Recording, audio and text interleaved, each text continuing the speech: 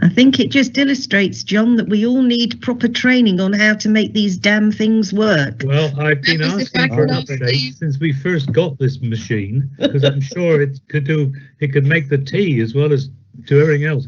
But they've members of the live stream, Chairman, the live stream has now started. Thank you very much, and I make it 10 o'clock on my machine. So good morning, everybody.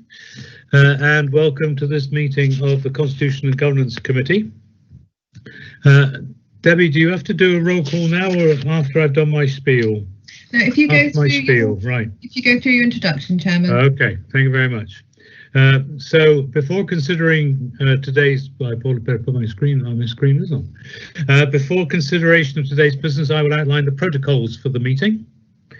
Today's meeting is being live streamed to the public via Microsoft Teams, and it's also being recorded. May I remind members and officers to introduce themselves each time you speak and turn your video and microphone off when you finish speaking. If the Council's live stream fails during the meeting and we cannot share the proceedings, I will adjourn the meeting so that access can be restored. If the issue cannot be resolved, I will halt the meeting and the remaining business will be concluded at a future date. If a member experiences a technical issue, I will adjourn the meeting for a short period to try to re-establish their connection.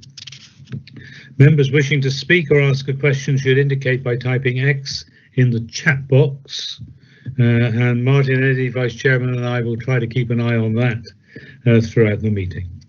As I call members to speak, I will try to remind you to switch on your microphone. If you fail to switch on your microphone, I certainly will remind you. And if for some reason you cannot be heard, the Democratic and Governance Officer will advise you. Votes will be taken using a roll call procedure. The Democratic and Governance Officer will read out or display the recommendation, and the name of the proposer and seconder will then call each committee member's name in turn.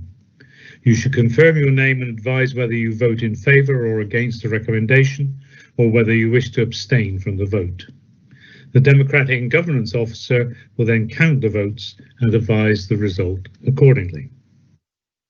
Where a member has declared a non-registrable interest, a disposable pecuniary interest, or an interest by virtue of any trade union membership in a matter, they must leave the virtual meeting. Their departure will be confirmed and they will be invited to rejoin the meeting at the appropriate time. I don't plan to have a break this morning. Hopefully we will conclude so we have a 15-minute break before the workshop, which begins at 12. Before we start today's business, I'll ask Debbie Bolton, Democratic and Governance Officer, to confirm members and officers' attendance. Over to you, Debbie. Thank you very much, Chairman. I will now call the committee members' names. If you could confirm your name and your electoral division, please, members. Councillor Biggs. Yes, Dave Biggs, member for Camborne Treswithian.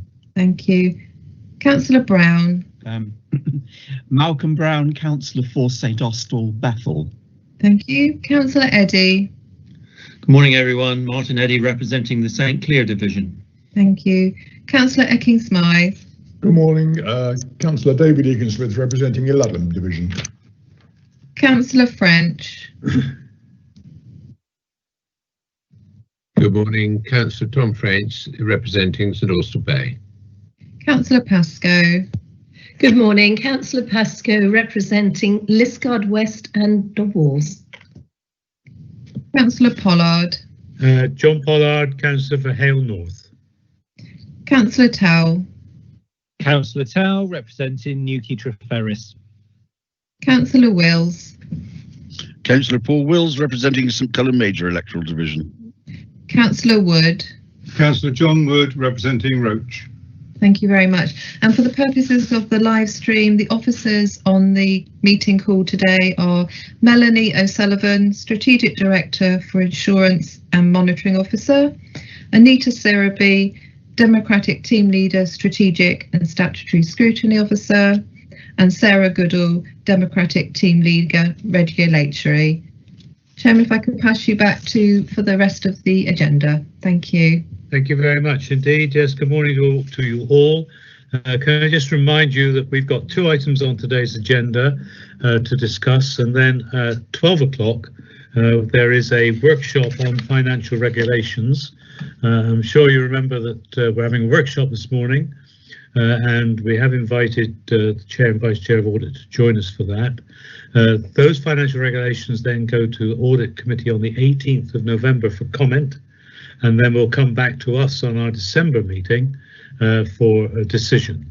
So it's important, please, if we try to attend, we do attend that workshop at 12, which will take us through the financial regulations as they are proposed and give you the opportunity to ask questions and become clear on them.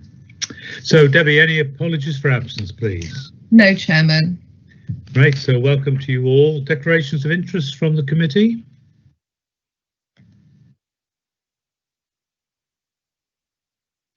Okay, I hear none. So let's go to number 3, the minutes of the meeting held on the 9th of September 2020. I will just go through them page by page for comment for accuracy, please, or any comment you wish to make. So page 1, 2, 3, 4, 5, 6, 7, 8, 9, 10 and 11. Somebody like to propose their true record, please, of that meeting? Councillor Wills, happy to propose, Mr. Chairman. Thank you, Councillor Wills. Seconded by? Happy to second, Chairman. Thank you. Thank you, Councillor Wood. We're a bit reticent this morning. Thank you, Councillor Wood. Okay, we go to roll call, please, on the minutes. Thank you, Chairman. The recommendation is that the minutes of the meeting of the Constitution and Governance Committee held on the 9th of September 2020 were correctly recorded and they be signed by the Chairman. And that's been proposed by Councillor Wills and seconded by Councillor Wood. If I could call the members of the committee, if you could state whether you're for, against or abstain. Thank you. Councillor Biggs. Dave Biggs, abstain. Councillor Brown. Malcolm Brown, 4. Councillor Eddy. 4. Councillor Ekin-Smythe. David Egan-Smith, 4. Councillor French.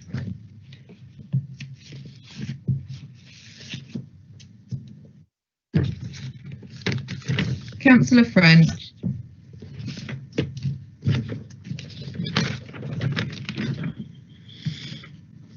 I think your microphone's on mute, Councillor French. I'll come back to Councillor French. Councillor Pascoe. Councillor Pascoe, 4. Councillor Pollard. 4. Councillor Towell. 4. Councillor Wills. 4. Councillor Wood. 4. We could go back to Councillor French.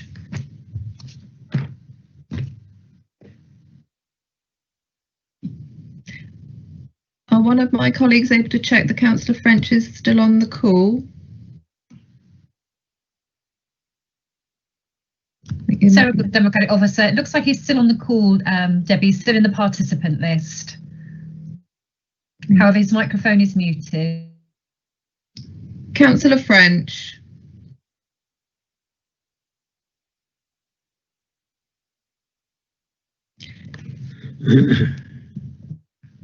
I think one last step. Councillor French, are you able to give your vote on the minutes?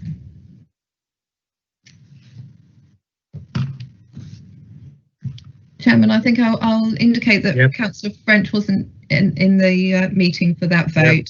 Somebody could give him a call would be useful, wouldn't it? But yes, no, move on, Debbie, I agree. Thank you. So those minutes have been approved, Chairman. Thank you. Thank you very much indeed.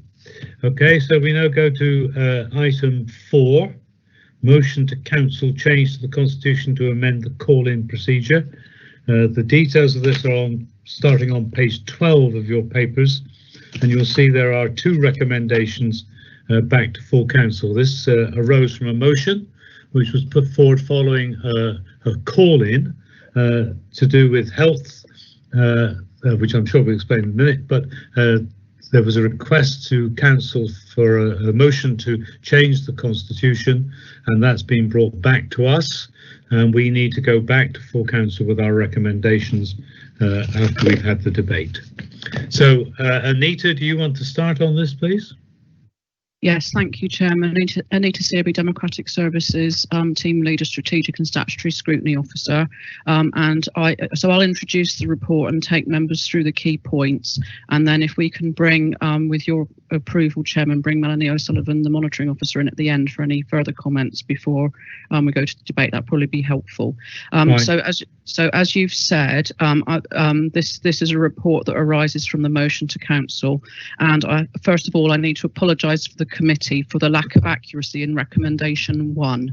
So recommendation 1 doesn't reflect the existing constitutional provision, which is stated correctly in paragraph 2.2, but just for transparency, what the italic should read: the monitoring officer may, if appropriate, reject a request for call-in if, in their opinion, it fails to meet. So the "in their opinion" piece is missing from that recommendation. So apologies for that, Chairman. So that's the issue that's one of the issues that this committee needs to consider.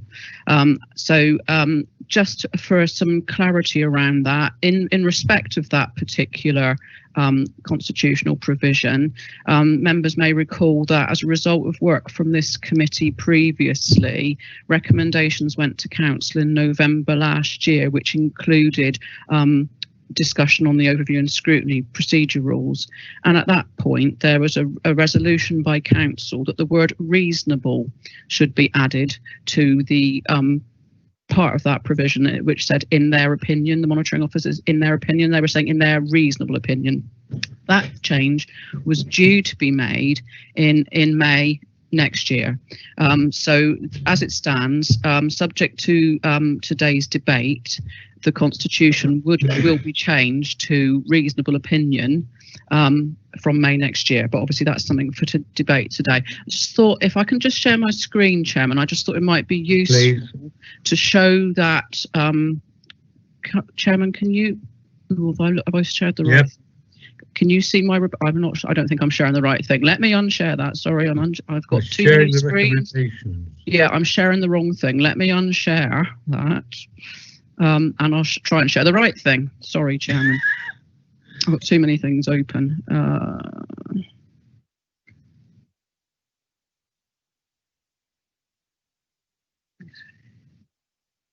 not sure what's happening here.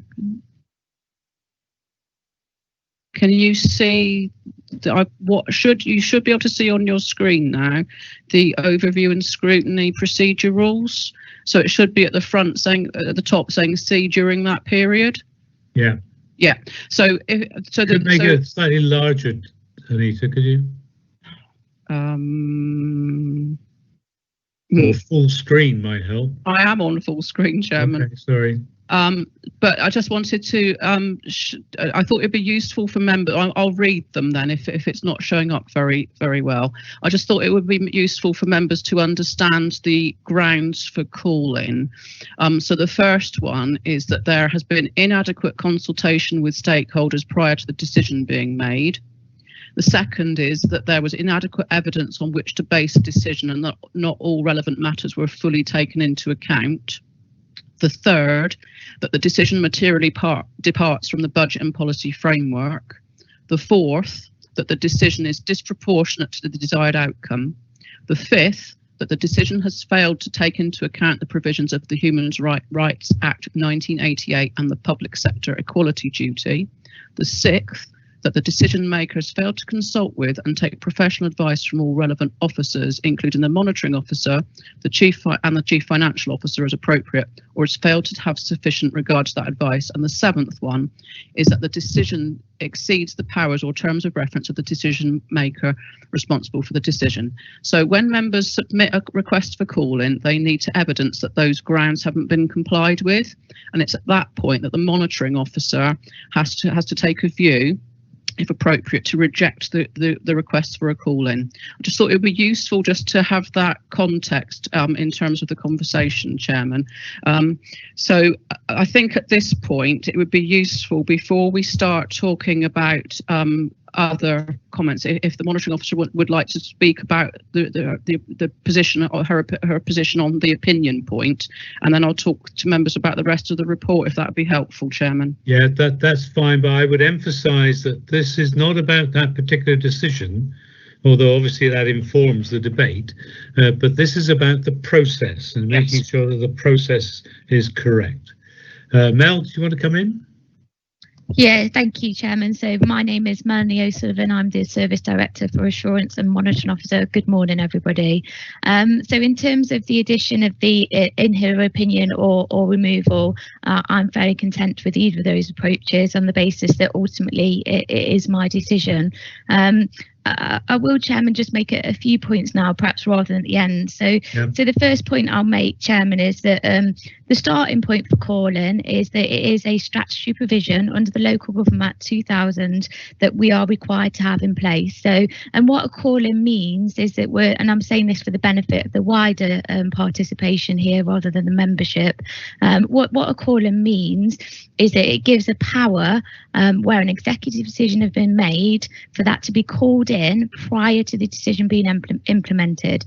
So it is quite a significant power in the Constitution, and it is one that is often used only in exceptional circumstances because of the impact that it has on the decision and how things work.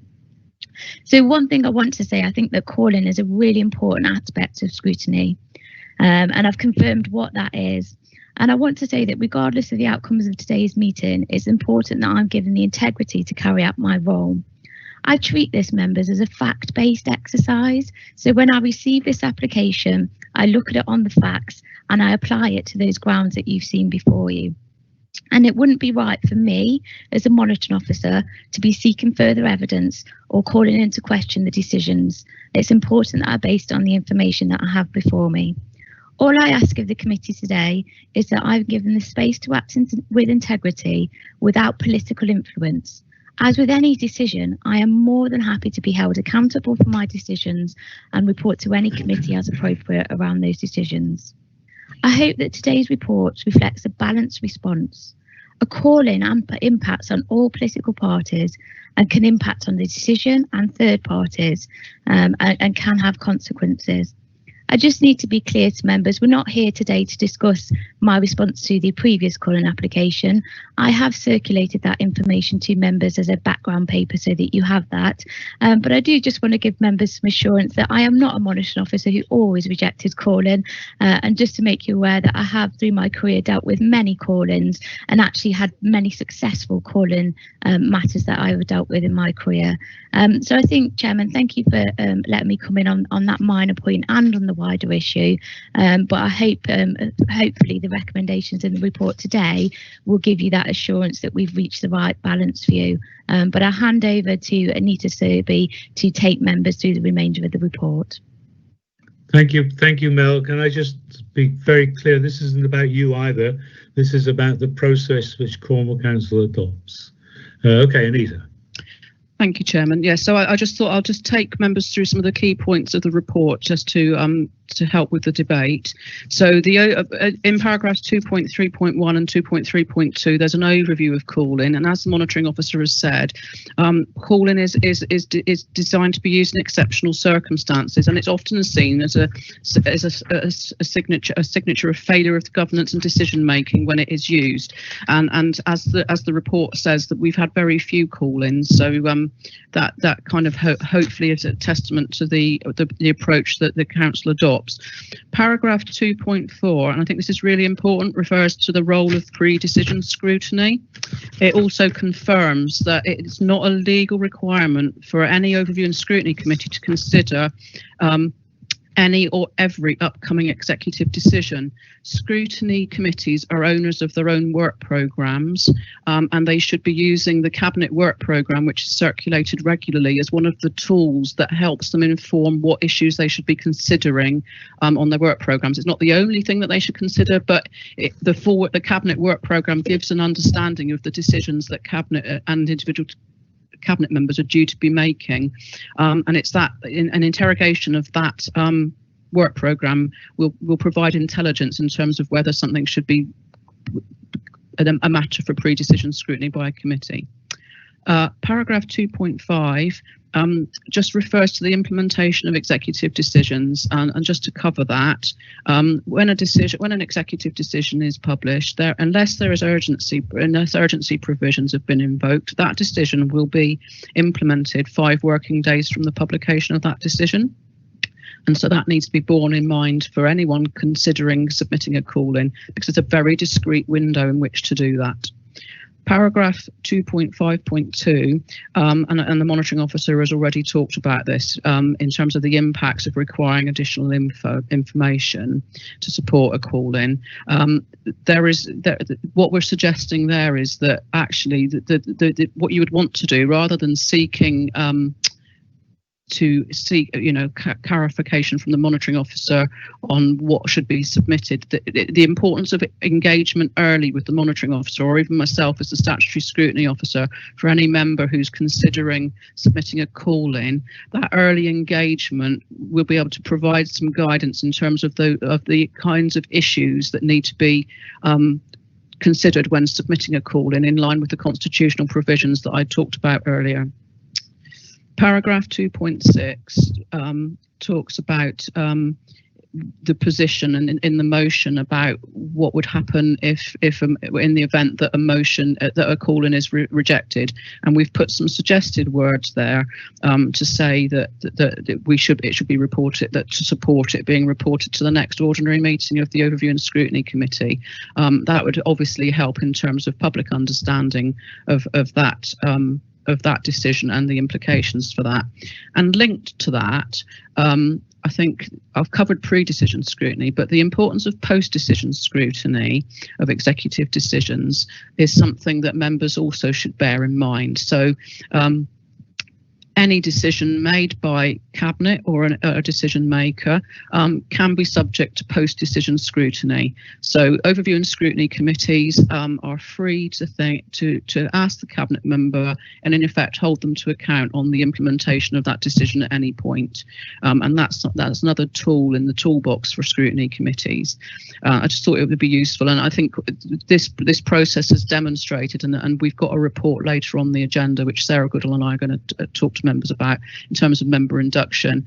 One of the things that we recognise for member induction for the next council is around some of those tools in the scrutiny toolbox in terms of the call-in processes, methods for pre-decision and post-decision scrutiny. We've certainly picked up from this kind of process, as we always do when reviewing governance, the importance of making sure that members are aware of the tools that they can use and how they use them. So that's something that we will be taking seriously as part of that induction process. I think just to conclude, Chairman, at the point that the monitoring officer approves a call-in, it would be at that point that there would be engagement with the Cabinet decision maker and the relevant officers and the proposers of the motion, just to talk about the implications of that approval of that call-in would be to help shape the future arrangements. I just thought it'd be useful to provide that context for the members as well. I'll leave it there, Chairman, and I'm happy to take any questions. Thank you. Okay, great. Thank you very much. I would now just like to give the opportunity, because this motion was brought to full council by Jane Kirkham, Councillor Kirkham, Barbara Allenbrook and Loveday Jenkin, who were the pioneer or the proposers of the original call-in. Just you three councillors, those three councillors, just if there are any comments about your experience and how what we're recommending here could be affected by that experience. Councillor Kirkham. Thank you very much, Chair. Yeah, thank you very much for that. That was very helpful. There were just a few points maybe I'd like to make about the paper. The first was about the pre-decision scrutiny. I want to say, particularly on this decision, it wouldn't have been possible for us as a committee to ask for that particular decision to be scrutinised, because of course we didn't have the time beforehand, before the cabinet meeting, to do that, and also the health scrutiny meeting that would have discussed it, of course, was delayed because of COVID. So there wasn't the opportunity to scrutinise that decision beforehand. So the pre-decision scrutiny in that case would have been very difficult to do. I note what Anita says about the discussion with the monitoring officer before putting the call in.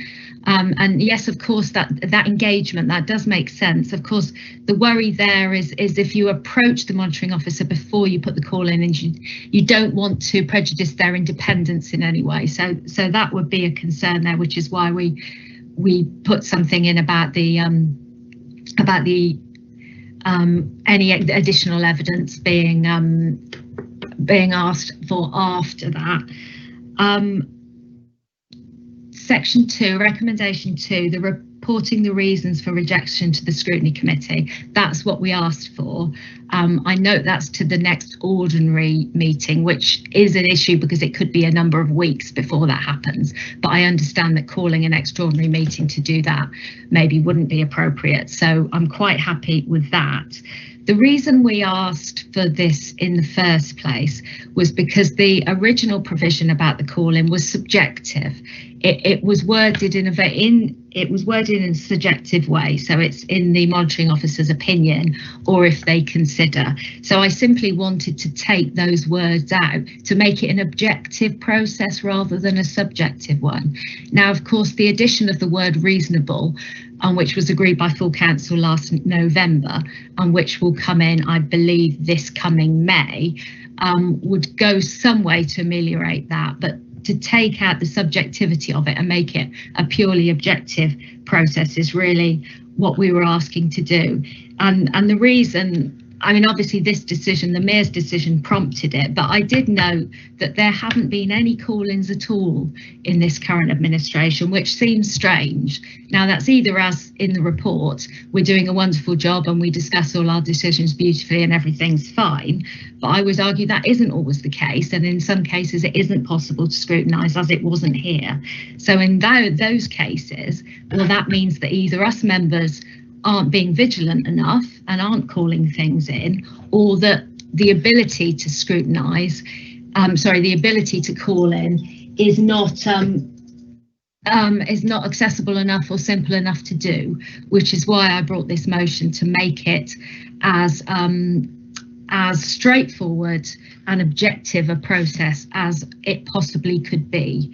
So I think those are, at the moment, the points I wanted to make. So recommendation 2, I accept the addition of the points at the clause at the end of recommendation 2. Recommendation 1, as Anita has said, it isn't quite typed correctly. What's actually put in recommendation 1 is what I wanted, what I asked for in my motion, rather than what's actually in the Constitution at the moment. So yeah, those would be the points that I'd make.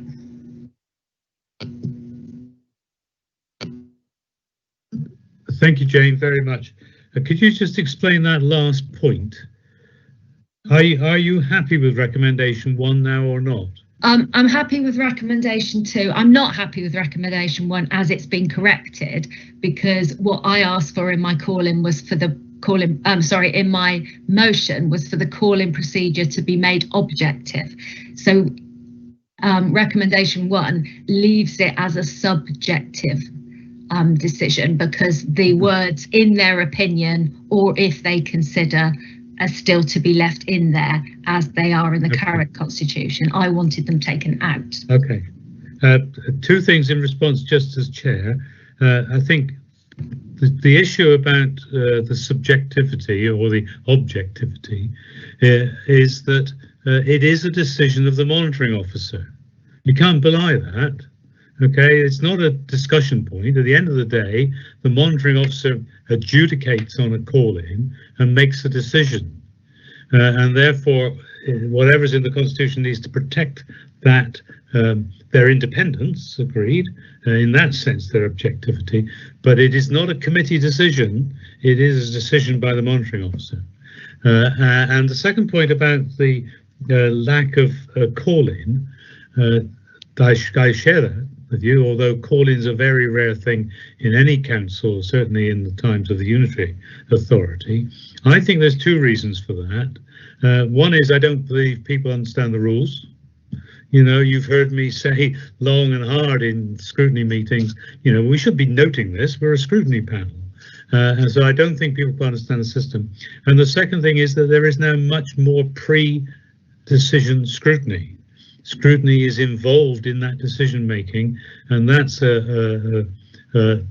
because I think in the last council, in the last administration, we had what we call PACs, which were a very different animal. And so, you know, if you take things like the waste contract, that was actually decided by the scrutiny panel. So I think there are issues for me there about the role of scrutiny, people's understanding of it, and certainly tightening up or enforcing the powers of scrutiny in a broader sense than this particular motion. Okay, Barbara or Loveday, do you want to add anything to that? I put my cross in. I don't know if Barbara wants to go first, though. Oh, I'm sorry. I'm just, yeah, okay, I've got Barbara's cross. Okay. I'm quite happy for you to, you crossed before me, Loveday. You carry on. One of you. It's Barbara. Okay, go. I'll go first. I mean, I agree with what Jane has said so far. It is a complex position that, you know, a call-in is quite a tight schedule. And how it's done, particularly in a time of COVID when you can't actually see people face to face, it was quite a difficult process to me, I think, for me.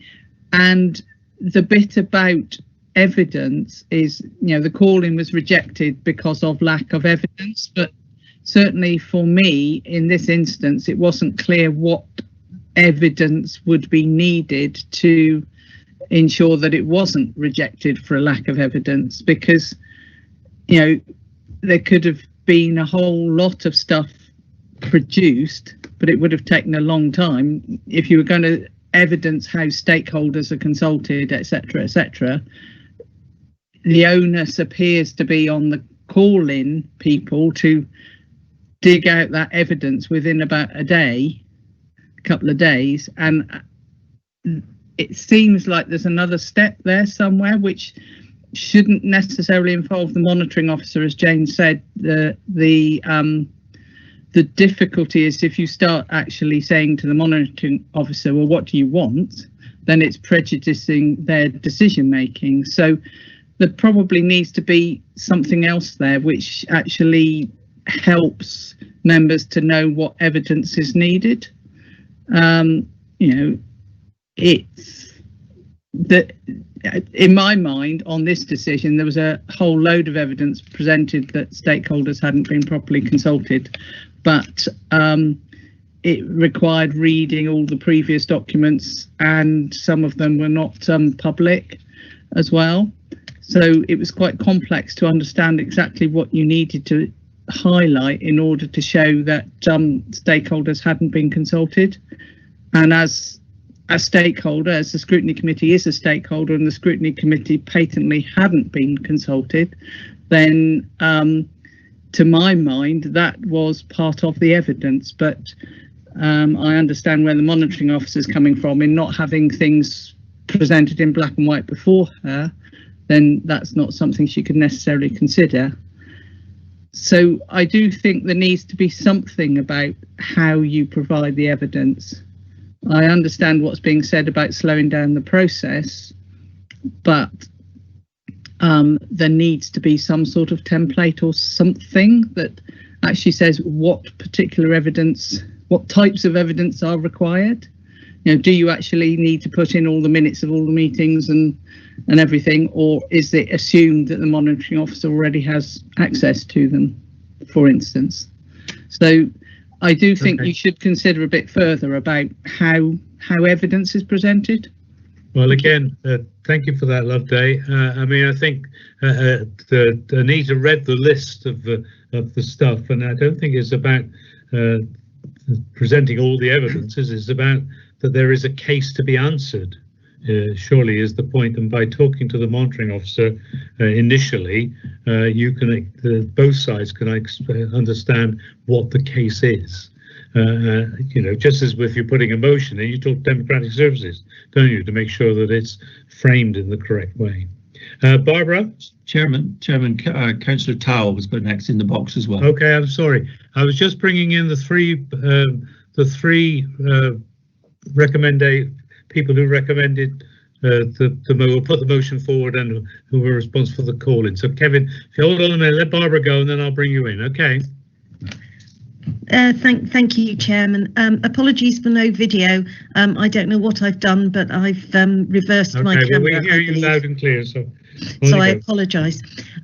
Yeah, I support what both Jane and Loveday have said, and haven't got an awful lot more to add, except possibly, and I think this may well come up in the second item on your agenda, there needs to be, in my view, some proper training and understanding of how this process works, and almost having a bit of a case study or something so that we can actually see how this works, and maybe rather than talking initially to the monitoring officer, if there are potential issues of that being prejudicing the case, for want of a better word, would it be better to have somebody else nominated from Democratic Services, Anita, for example, to actually be the initial point of contact to actually discuss the rationale and the reasons behind a call-in before you take that next step?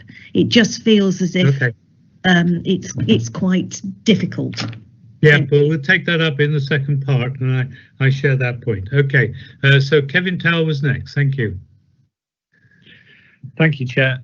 Yeah, just listening to the comments made, and these things are, you know, by their nature contentious, and I think if we could take a step back to the application process where you are applying for a call-in, some sort of procedural rigor in that stage before it gets on to the monitoring officer stage to make that final call, just so that, you know, that the legalities are clear and it's black and white laid out what the call-in reason is, what the criteria is, just so it's laid down in black and white, and that work can be done in a more formalized way, whether it's an actual physical application form or something along those lines. So there's more of an understanding from the outset as to what are the sort of tracks laid down as regards to the legalities of the whole process, rather than just having a stab at it and seeing what the officer comes back with. Okay, so some broader process. Okay, we'll ask Mel and Anita to comment on that. So it's Melanie next, please. Thank you, Chairman. So Melanie O'Sullivan, Service Director of Assurance and Monitoring Officer. So I'll try and pick up on some of those points firstly. And I guess what I'd like to say, Chairman, is I'd like to thank members for their contributions so far, because I do think it's important, if we can take any learning away from this, that we do. So the first point I need to make to members is that something not going to scrutiny will never be a ground for calling. And if you are in different authorities to this, Cabinet often choose not to take matters through scrutiny, and there's a lot more uproar about what is and isn't taken through scrutiny. Here, as John's referred, the Chairman's referred to, we do have a really positive approach to scrutiny, and that is something that we utilise, and I think that's a really positive thing here at Cornwall Council. In terms of an approach to the monitoring officer before the application is submitted, I don't believe that would prejudice my position. I could be given generalist advice around that to the applicants before they submit their application. But I would also highlight that I do have my colleague, Anita Serby, who is the statutory scrutiny officer, and again can provide some support in that advisory role prior to any application being submitted.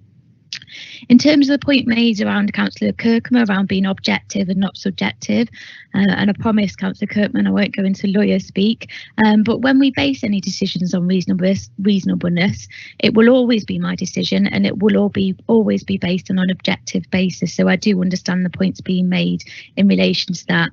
And as I confirmed previously as Chairman, I'm happy with the recommendation as worded or with the error put in. I think what the debate so far and comments so far have drawn out for me is the need for guidance and support to be provided. So perhaps a guidance document around calling and types of evidence. And I like the idea of a case study because I think that will make it real for those people who are making those applications. And finally, just picking up on Councillor Towell's point, there is an application form that has to be completed, and that does guide members to clearly set out their grounds for calling and their evidence.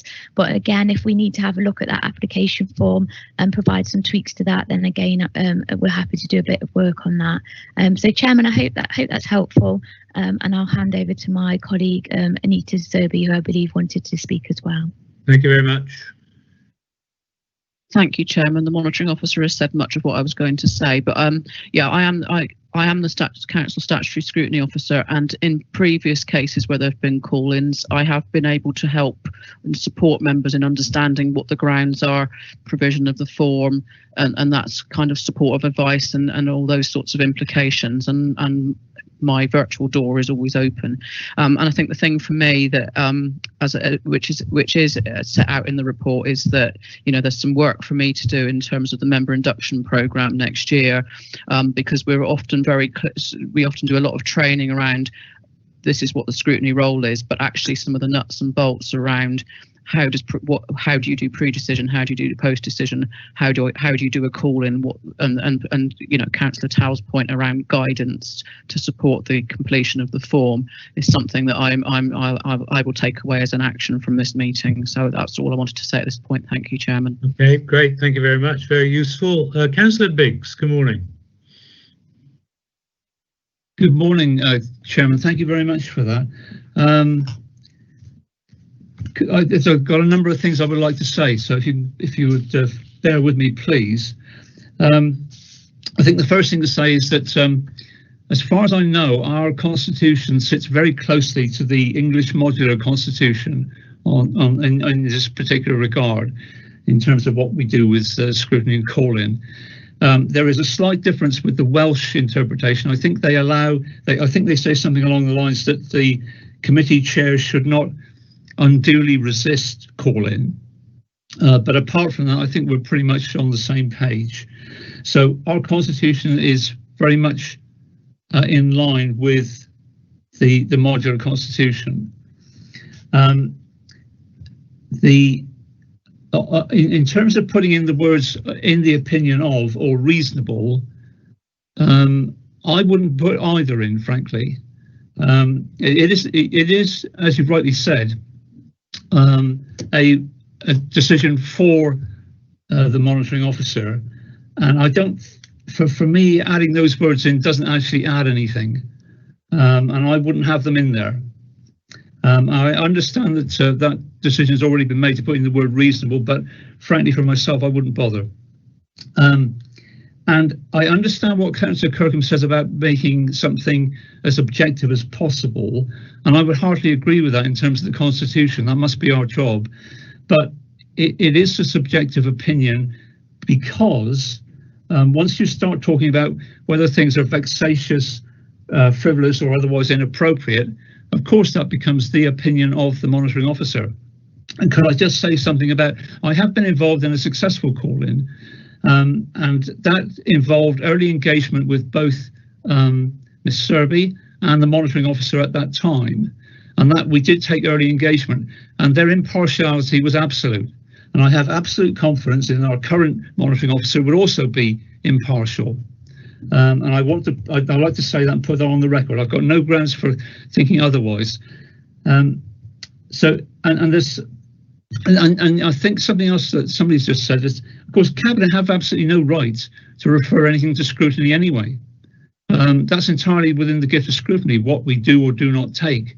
So I think people sometimes get the wrong idea that the Cabinet have to refer things to scrutiny. They do not, and they don't have the right to do it, and properly so. But there was something in this report which did rankle a little bit with me. I think it's paragraph 2.3.2, where, if I can just grab my own page here, where it says that there have been so few call-ins suggests that the council's decision-making processes are sound and that sound decisions are being made. You can't say that, in my view, because correlation doesn't prove causation. And you could equally make the case that we haven't had any call-ins because scrutiny is rubbish. Those are the points I would like to make, Chairman.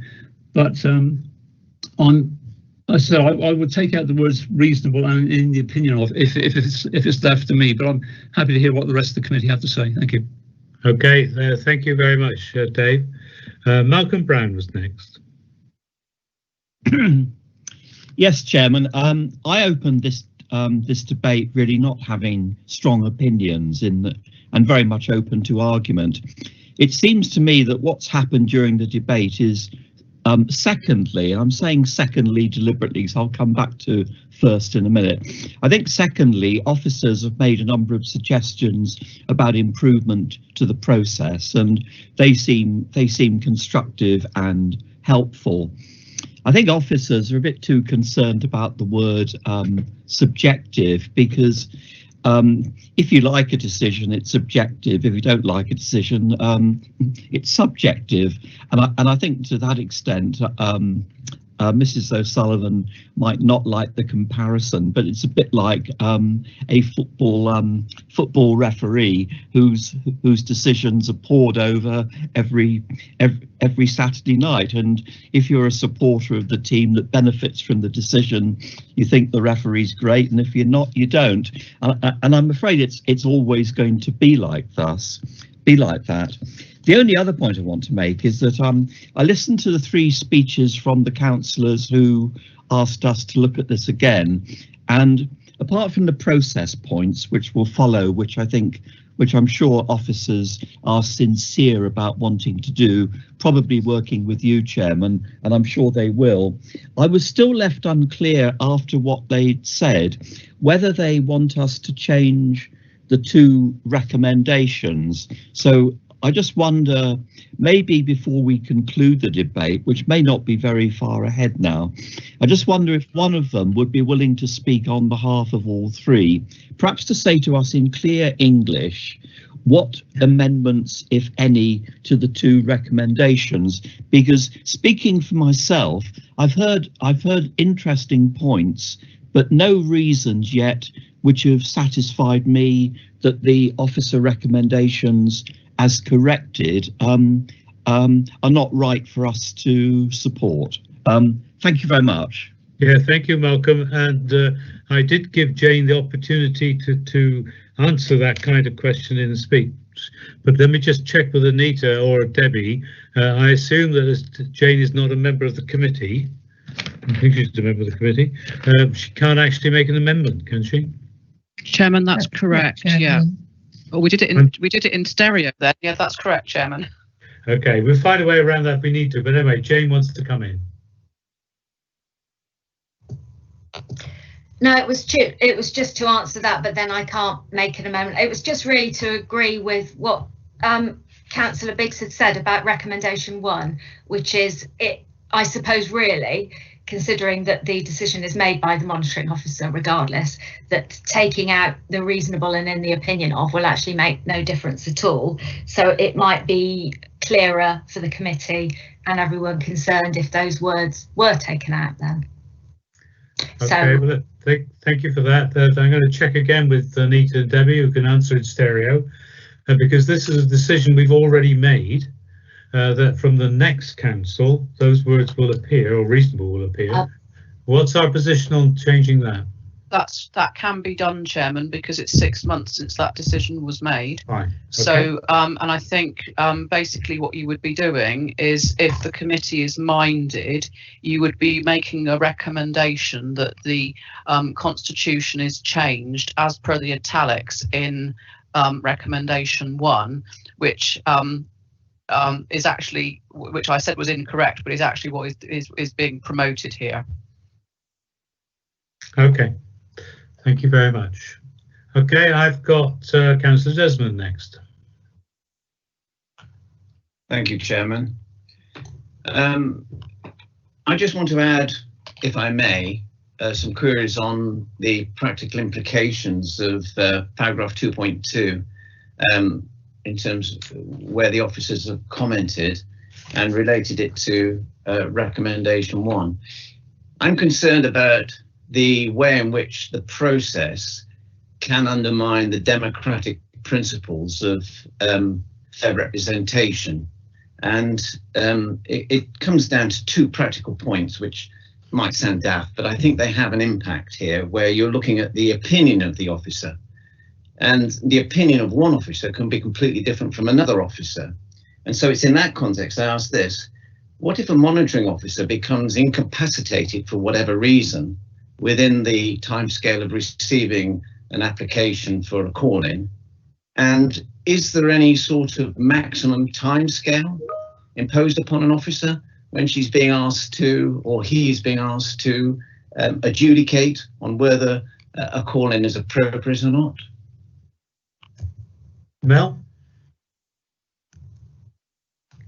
Yeah, so thank you, Chairman. So I'm pleased to say that I have a very resilient deputy monitoring officer, and should I disappear, he would step into my shoes, and that is my head of legal, Matthew Stokes. So should anything happen to me, the role would automatically fall to him, because in my absence he is the monitoring officer. In terms of the timescales for me to turn it around, it is a very quick turnaround, but it's important that I give myself the opportunity. You would have seen my report. I don't take these decisions lightly, so it's important that I give myself at least 2 clear days to kind of review all the information and pull together my report. So I would usually estimate that to be about 4 to 5 days. But it has to be as quickly as possible, because then we have to convene the scrutiny committee, and also there's steps in place in terms of, we would have a meeting in between the executive and the applicants to see if actually we can resolve the issue without the need for a formal scrutiny meeting, if the administration want to take those steps on board. So there's also lots of steps in between as well. If I could come back, Chairman, yes, especially for this. Melanie makes the point that she has a really good deputy and one who acts with integrity and professionalism. But does he have, or would he have, in the case that she was unavailable, the same outlook or not?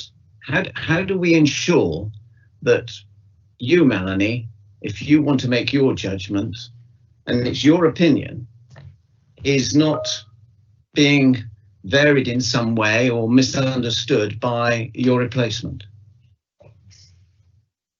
Come on, Melanie. So, Chairman, if you're happy for me to respond on that. So a couple of points on that. Firstly, Cornwall Council is very lucky. You have a very experienced head of legal who's been here for 36 years, I think, and he won't be happy for me telling you that. Just in terms of approach, so both myself and my head of legal are legally trained. I am a qualified solicitor. And when we review things, as I said, what we do is we look at it on a basis of facts, and we add weight to the evidence, and we determine things on a balance of probabilities. So it's kind of that civil remedy. So we've got the right training in place, and actually we use it on a daily basis in our roles in a legal capacity to review information, assimilate facts, and then add the weight to whatever that evidence is that we've got before us. So I am confident that the same approach would be taken by my head of legal services should he be determining these applications. Thank you, Melanie. Councillor Eddy, please. Thank you, Chairman. I've listened to the debate with great interest. There's been some good debate, good points made. I think there are some points arising out of this discussion that we perhaps could pick up in the next agenda item, Chairman, around training. I think there's a better understanding of this process is required. I think the power of this process is sort of underestimated, and I think the timing of the process is misunderstood. So I think those things, if that could be included within the training that we're proposing later, that would be most excellent. We've also had perhaps a proposal on the first recommendation that we take out the words in their reasonable opinion, and I have some sympathy with that. I don't think it adds anything to the sentence. I would say that we could move forward with recommendation 1 as it stands, and likewise with recommendation 2, that we add to the Constitution those words in italics, Chairman, because that then gives some clarity around the reason for objection, and then the chairman of that relevant overview of the scrutiny committee could decide to pick that up as a post decision and do some post decision scrutiny on it. So I'm prepared to propose that we adopt recommendation 1 and 2 as they stand, Chairman. Thank you very much. Is there a seconder for that, please?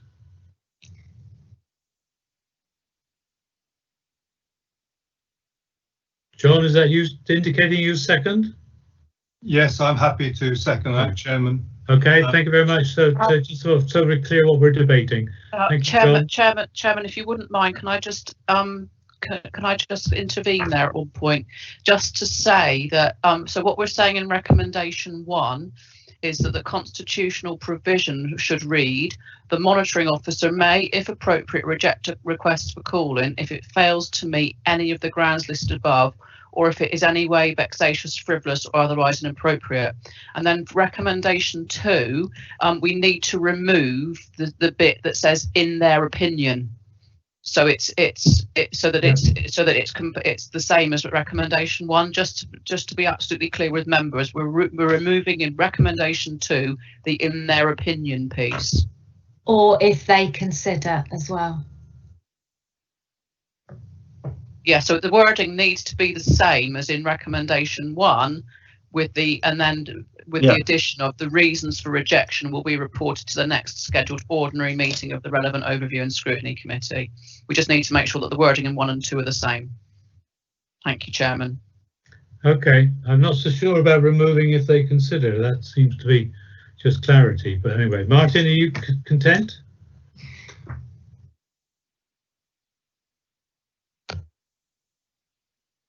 Councillor Eddy, your yes, response to Anita's statement? No, I am content to accept that explanation, content to accept that, Chairman. Thank you. Fine. And you, John? John Wood? Yes, I think that brings clarity in my mind, yes. Did you want me to speak, Chairman, or not? If you wish to. I've got others, but if you wish to, as the seconder, please do. I just feel we are going down a road, if we're not careful, of where the proposers are saying they want to be allowed to be subjective, but they're wanting the monitoring officer to be strictly objective. And if we're going down that road, are we going to end up like so many institutions now, banks, etc., where they just rely on algorithms, and if you don't fit those criteria, that's it, you're rejected. And I think the proposers then would find themselves walking into a brick wall if they weren't careful. So I think there has to be some subjectivity in it, and I think the monitoring officer has to have an opinion. Thank you. Thank you very much. Okay, Tom French has been waiting a long time in the waiting room. Thank you very much. Thank you very much. I was just going to say that in their opinion and or reasonable, taken out is the right option, and therefore I do support what's now coming out, because we're now all experienced councillors making a decision that simplifies and clarifies the position. Leaving those 2 sets of words in gives people a chance to say, oh, I wonder what that means next time round. So I absolutely support the idea of taking both statements out. Thank you very much. Jane Kirkham's next on the list, but I think, have we covered your points, Jane? Yes, Anita covered my points. Thank you. Councillor Biggs.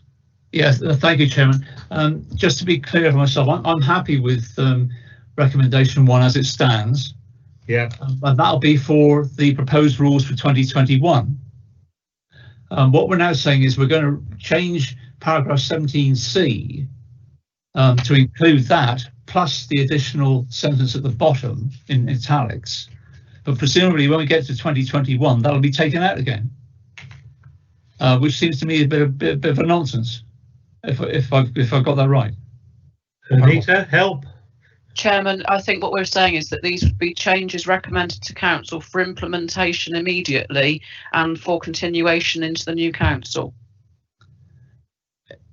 So thank you for that. Then recommendation 1 ought to be exactly the same as recommendation 2, didn't it? In completely including the words in italics. Yes, So, yes. So what you're suggesting is we need to add the reasons for rejection should be added to both. To recommendation 1 as well. Yes. Yeah.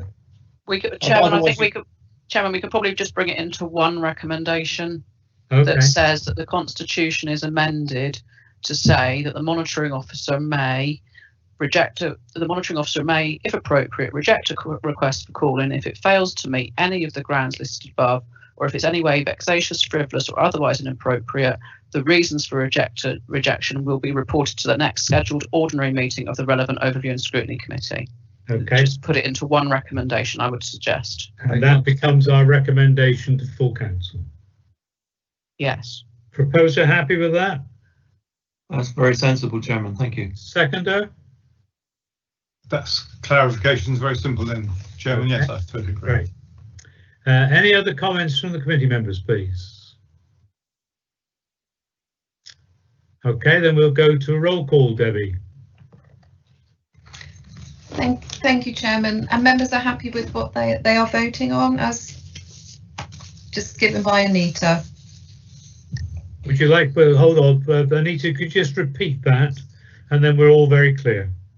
Yes, Chairman. So we are voting on that the Constitution be changed with immediate effect, recommending to Council to say that the monitoring officer may, if appropriate, reject a request for call-in if it fails to meet any of the grounds listed above, or if it is in any way vexatious, frivolous, or otherwise inappropriate. The reasons for rejection will be reported to the next scheduled ordinary meeting of the relevant Overview and Scrutiny Committee. Thank you, Anita. And that's been moved by Councillor Eddy and seconded by Councillor Wood. So if we could go for a roll call. Again, members, it's for, against or abstain. Councillor Biggs. Yes, Dave Biggs, for. Councillor Brown. For. Councillor Eddy. For. Councillor Ekin-Smythe. For. Councillor French. For. Councillor Pascoe. For. Councillor Pollard. For. Councillor Towell. For. Councillor Wills. For. And Councillor Wood. For. Thank you, members. Chairman, that recommendation has been agreed and unanimously, and that will go to next full council meeting. Thank you very much indeed. Okay, we go on to number 5, member induction 2021. And I think this is Anita Searby and yes, Anita to start and then Sarah Goodall to follow up. Yep. Yes, thank you, Chairman. Sarah Goodall is going to share a presentation. Yeah, there she is. No sooner said than done. So yes, so thank you, Chairman. Sarah and I are doing a double act on this one. And just to say that we have invited group leaders to participate in this session, because obviously they're bound to have intelligence from their groups around induction. This report has been formed as a result of feedback from members on their previous experiences, and also the event that we had before lockdown in Heartlands, where members were invited to give us their views on the induction programme. And just to confirm that this committee has delegated decision making in respect of member development. the basis of the principles, which are on the screen in front of you, lead on from the member development strategy, which you agreed in May 2019. And we're just suggesting here that there are some key issues that need to be picked up in terms of the principles for the induction, particularly around recognising the 5 roles that the Local Government Act, the LGA, the Local Government Association has recognised, that which are representing your local area, being a community leader, developing policy, planning and regulation, and code of conduct and standards. We're also looking at being that the induction programme being digital by preference, focusing on the development of skills, and also that the induction programme moves seamlessly from induction into development. And I think one of the points that we've picked up from members in this respect is that sometimes some of the induction activities are done at induction and then are never seen again. So we're conscious, and the conversation that we had on the previous item in terms of scrutiny is probably one of those areas where we do an initial introduction around scrutiny, and perhaps we touch on calling, but then we don't reiterate those sorts of sessions and reiterate the learning and refresh the learning. So that's one of the things that we've picked up from that point. If we could stop there, Chairman, we would welcome comments on the draft principles before we go to Sarah, who will talk in more detail about the programme. Fine, thank you very much. So comments on the principles, please, from committee members.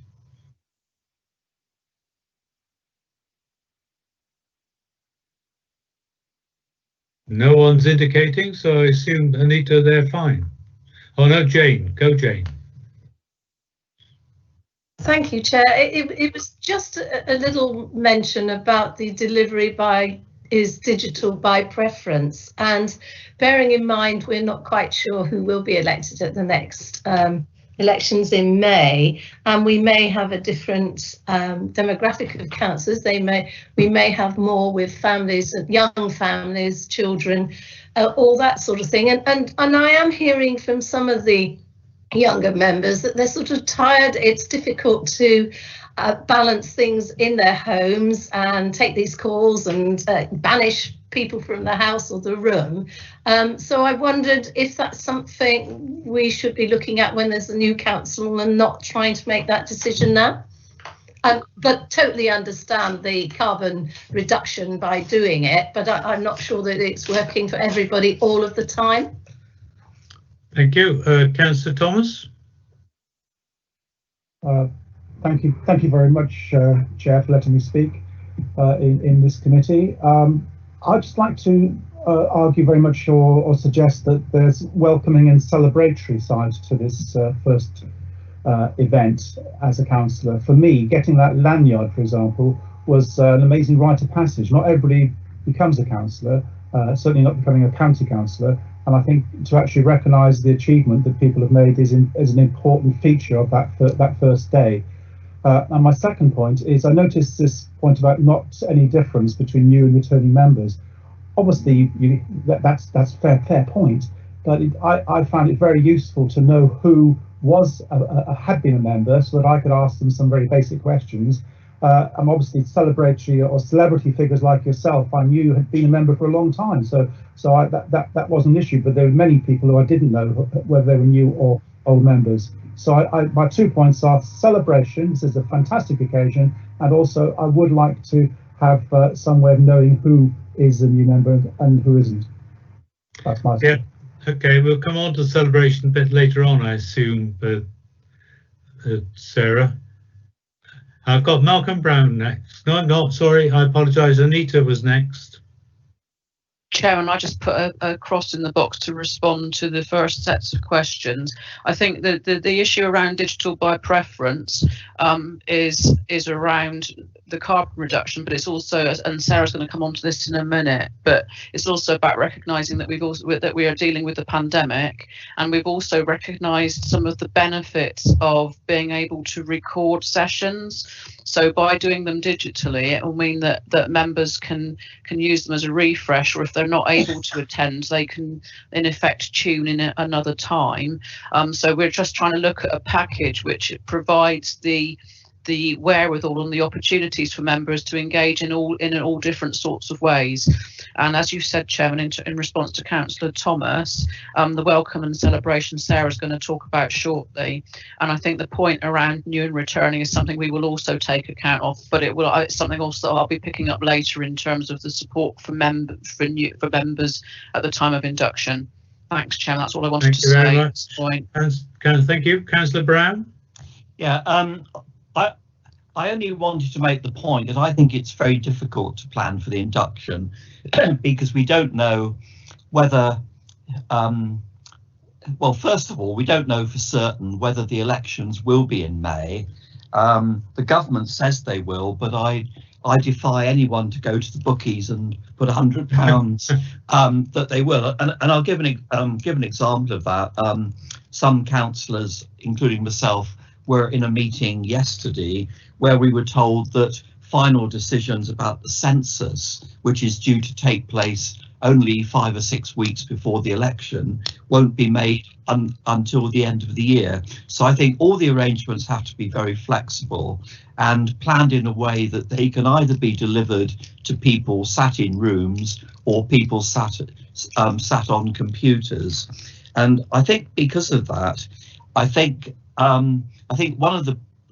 the point about the digital by preference, I think it's really going to have to be very important that as a priority that all members are equipped to be involved online in a way that is appropriate for them. And I'm not saying that because I necessarily want to continue the way we are, but I'm saying that external forces may do that. I'm also glad that the no surprises point is down there, because I think it would be very helpful if a clear explanation could be made early on of what no surprises means, and if we're told about the consequences for officers who fail to meet it. Yeah, having been surprised by something in Hale yesterday that I didn't know anything about, I concur with that. Okay, we go to David Eckersmith. Thank you, Chairman. I agree with everything Malcolm just said about the potential for election next May, but let's assume that it does happen. I think that we're going to be in a very difficult situation with the sort of style of operation we're going to have to operate as councillors, given that getting to know people sort of personally, both amongst fellow members and indeed the wider public, is a very important part of being a councillor. I think there needs to be some aspect, and I noted the bit about digital by preference. Like, that's fine, but it doesn't answer that point. There does need to be some way we need to think about, particularly for new councillors, I think, to sort of get to know the operation. Cornwall councils, as I found when I first started, was a very, very difficult place to actually find your way around, and it can be quite daunting when you're being pressed on the one side by local population to do something, and on the other you're finding it difficult to know quite how to do it, and it's difficult for the training to happen. So I think it's very important that that's thought about. I think the other thing is that this seamless transition into the development program is also important. It mustn't be the case that you get your initial training and then you're expected to be expert from there on in. We're not. I certainly wasn't, and probably still not. And I think that's a very important part of the training. I think that's all I want to say, Chair.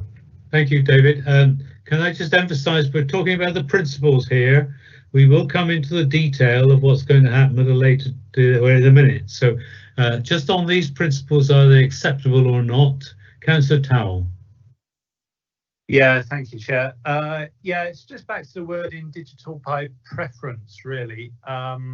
Speaking personally, I think Malcolm knocked it on the head earlier where he mentioned the word flexibility, and flexibility is key to this, because it wasn't so long ago that full council decided that this is a route we didn't really want to go down until this year came along and everything changed. But speaking personally, it's more of a this digital route is a route we have to go down, albeit reluctantly, but we've got to do it. It's not exactly, speaking personally, a preference. Okay, thank you. Councillor Tudor? I just wanted, it's again on the digital by preference principle. The world has changed, hasn't it? You know, within 6 months about how we work, and I wondered if that could be reflected in these draft principles, some sort of way to sort of compensate for the lack of actual sort of physical meetups. I mean, speaking for myself, the advice and talks that I had with other councillors that have been around a long time, and other new councillors actually, like physically in the cafe, at lunch breaks, in meetings, and at County Hall, was invaluable. And so I wondered whether in our principles, things as we are dealing with this new world, and I recognise the need for digital by preference, that there's something that sort of balances that out there, that still provides for councillors to be able to maybe something actually put in place to compensate for that lack of communication and meeting that otherwise would have happened. So when we come in a minute to Sarah's bit about what will actually happen, we'll look at that kind of thing, Dulcie, to make sure, you know, this is just a principle. Where possible, the digital will be used. It's not my preference, but it is a necessity at the moment. So anyone wish to change any of these principles, and we'll go on to the next bit where the points that Dulcie and David and Kevin have made will come in. No? Everybody happy? Right, over to you then, Sarah, please. Thank you, Councillor Pollard. So thanks, members, for your comments on the principles. So based on these principles, we have started to look at what the induction programme should include. The corporate directors team have had the opportunity to input into the proposed content, and as Anita's referenced, we've also included some of that vital feedback that we were given to us by members at the Heartland session held earlier in the year. It is important to note that the induction will actually start on election, when we'll ensure that all the newly elected members are congratulated and given all the necessary and relevant details to access the induction. However, as members have said, we don't have a crystal ball, and we have no idea of the state of the pandemic next May or what social distancing restrictions that might be in place. So we do need to ensure that whatever plan we do have is agile and flexible, and can be changed to fit the situations at the time. But even if we are still in our medium tier pandemic, as we are now, the induction will look and feel different than it has before. We do have to bear in mind that 26 people can meet in the council chamber face to face, and that's the maximum that we can accommodate socially distanced at County Hall. And so we are planning at the moment for the induction sessions to be delivered virtually. But these will be interactive and be recorded. And I think I'd just like to stress to members that there are some benefits. In fact, there's a huge amount of benefit from delivering these sessions digitally. And the main one, that they're accessible and they're inclusive. And it doesn't matter where you live in Cornwall, that the effort that you have to make to join a digital session is the same wherever you're based. But we do acknowledge that there is a downside, and that members will lose that opportunity for networking. And we acknowledge that is key for the first few weeks of being a councillor. And we'll do our best to ensure that connections are made, and we'll exploit opportunities wherever we can to make sure that if you are coming in for a face-to-face session, that we exploit chances for you to meet and speak with other councillors, obviously bearing in mind social distancing guidelines at the time. We're also going to pace these sessions to make sure that, especially over the first 2 weeks, that you're not overloaded. I think we all acknowledge in the digital world, we're all very accessible at the moment. So we want to make sure that these sessions are spaced out over that 2 weeks, so that you have time to reflect and to learn and to meet as a group. What's key, and that Malcolm touched on, is that members have effective IT support connectivity and basic training to be able to take part in the virtual aspects of the induction. That's a big challenge for us, as once you're elected, to make sure that you're up and running and in some way can access the IT to get you online, get you into the virtual world even before that first welcome session. So what are we planning to include? Obviously, we've touched on the fact that the content won't differentiate between new and returning members. There will be the welcome to your council. This will introduce the council to people who aren't familiar with its workings. It will introduce you to the chief exec and the senior leadership team, a refresher for those returning members, and a new welcome for our newly elected members. We'll also start that basis of housekeeping administrative tasks. A certain amount of these will have to be done on a face-to-face basis, and we'll be doing those on appointments. We then move on to leading locally. This will be led by localism colleagues, focus on working with and in your community, and it will stress the importance of place leadership. It will also be an opportunity for you to make those local connections that are so important in your local role. We also want to touch on what it means to be a modern Cornwall councillor. This will cover what type of councillor do I want to be, what can I achieve. It will cover some of the cultural and behavioural aspects of the role, such as the code of conduct, what's involved in that, how you have to behave, the member support offer, member officer relations, we've touched on no surprises, we'll refresh that, equality and diversity, and by that I mean treating everyone fairly, effective use of IT again and the new IT offer, and also help and support for you to work paperlessly to support our climate change agenda. And as I've just touched on before, there'll be time for you to meet as groups. We want to make sure that time is set aside in the first few weeks for you to meet each other as a group, to meet your fellow members, and to assist in the administration being formed. And then we move on to week 2, and this I think is quite important. I took some comments you've made today around the discussion you had on the call-in. This is how you get things done. We are quite aware that when members arrive at the council on the first day of the election, you bring a huge amount of enthusiasm with you to try and get things done, and we want to make sure that at an early stage in your career as a councillor, these roads are mapped out for you, that you understand how you can influence the council, how motions work, how a committee works, how you can ask questions, and how you can use the provisions set out in the Constitution, and very much the discussions that you've had today. The next one I've called the caring counsellor, and this is to acknowledge responsibilities that may not be obvious to you as you come on board as a Cornwall councillor. Be quite wide-ranging. It's going to cover your corporate responsibilities, such as being a corporate parent, such as safeguarding, climate change and the fire authority. And we can also use this to cover working with partners. As I'm sure members are aware, relationships with partners such as the NHS have grown immeasurably during the pandemic, and the voluntary sector and others as well. We'll start those vital skills that you need to be a member.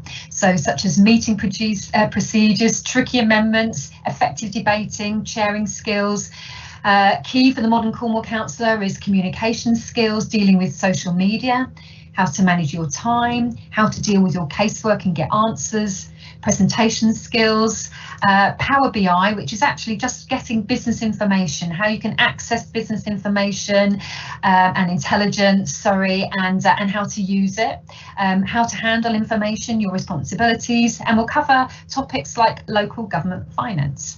IT is going to be a golden thread through your induction. It's going to be ongoing. I very much took on board Councillor Ellenbrook's comments earlier and our technical check today around just basic training for members in IT. So this will be a golden thread. It's going to train you on using the suite of support you have in Office 365 and, most importantly, virtual meetings and how to connect and find people. We'll move on to committee workings, assisting group leaders in making their appointments, introduction to committees. This is to support your member selection, what a committee does, what each of them does. And very key here is understanding the role of scrutiny. So before you put your hand up to sit on a certain committee, that you've got at least some understanding of the role of that committee and what it will do. And so that's a very intensive first 2 weeks. So like I say, we will pace it as far as we can. And then this will move into the mandatory training for the regulatory committees, a commitment that development will be ongoing and will grow on your induction skills, and we'll have continuing professional development. So I don't know if you want to pause there, Councillor Pollard, if anyone's got any contents on the content of the induction over the first couple of weeks. Be really happy to take that on board now. And as always, if you've got any reflected points, if you'd like to let myself and Anita have those after the session, be very glad to take those on board. Okay, I've got Councillor Ellen Brooke and Councillor Desmond. Put your hand down, please, and the cross in the box, please. Okay, Councillor Ellen Brooke. Thank you. Just reflecting on when I was elected first time last time, I was unable to get to the count because I was working, and I did not receive any information at all until a colleague councillor said to me, "Oh, by the way, did you get the induction pack and the stuff that you've got to do?" And the answer to that was no, because it had all been handed out in the count. And I think you have to be mindful of how you actually communicate with everybody who has been elected. Just a small point, but I felt marginalised by that. No, that's great, Barbara. Thank you very much. Malcolm Brown. Yeah. Sorry. Not a lot to say, but it does seem to me that probably most councillors, when they get elected, it'll be following, whether they're new councillors or not, it'll be following a campaign leading up to the election, during which they're going to pick up a lot of local issues. And I suspect the learning locally, leading locally and acting locally is as important as anything. You know, I think lots of the minutiae of the Constitution and Governance Committee can probably wait until a later day. But having said that, and to contradict myself, one of the early decisions that councillors will have to make is to decide what committees they would like to be on, and also what outside bodies they would like to be on, which isn't referred to. And I think it's always a bit complicated. So I would have thought information about what being on a particular committee involves in terms of time and the skill set, that's quite important. The other point I wanted to make, and this isn't a political point other than a statement of how political groups operate. Certainly the party political groups will want meetings early on, and I know that in the programming last time there were 2 meetings, one on each of the 2 days. It isn't really to get to know each other, because certainly within the political groups I suspect pretty well everybody will know each other. That isn't necessarily the same for the independents, I accept, because the independents are independent. But the main point, it seems to me, for the group meetings is that unless for the sake of argument one of the political groups gets an overall majority, there will be a process to form an administration and then to work out the number of committee places each group is entitled to.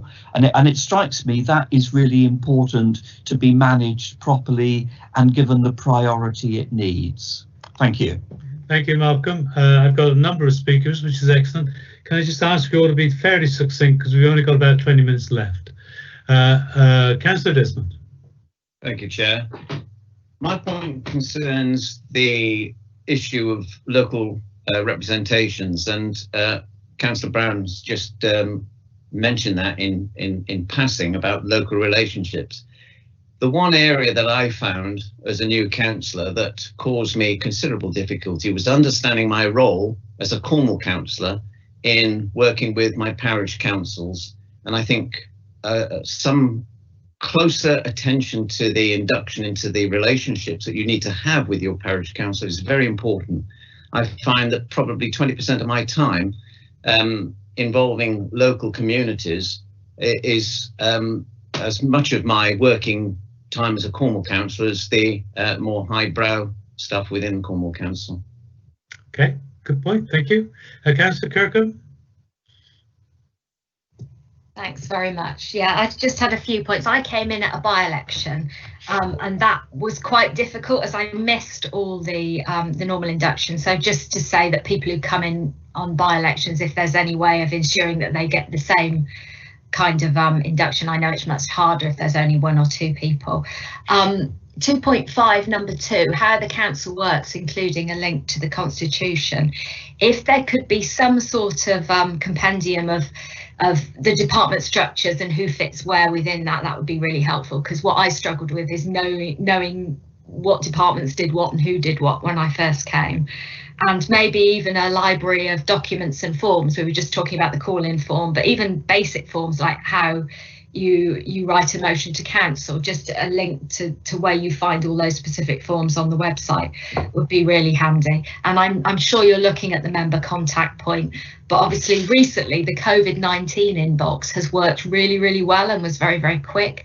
So if there's a way of simplifying the member contact point so it works in a similar way, then that would be fantastic. Great, thank you, Jay. Mike? Thank you, Chair. I'd just like to point out my earlier comments were predicated on us all being back on a face-to-face basis. Perhaps I'm just too optimistic that things will be back to normal in May, but all other councillors have made it quite clear that the process of the digital connectivity is very important, and all the points that I wanted to follow on have been made. But I do really want to stress the celebratory nature for people. And Councillor Kirkham's issue about joining later, I can remember very clearly her joining, and also Robin joining, Moorcroft joining.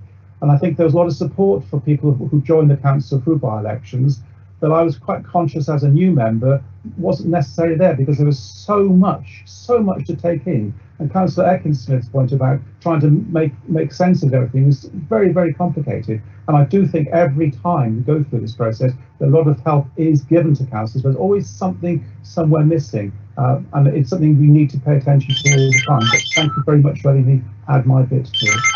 Great, thank you. Councillor French. Thank you very much. The point I wanted to make is the network groups, everyone's centralising the responsibility, but if we're actually down to groups of 6, or the Corvus thing is still in, it would do 2 things if the networks had a meeting or meeting up, because, for example, when I joined, there were 3 existing councillors and 3 of us who were new. There's great support from our network manager and the local councillors, who we got on really well.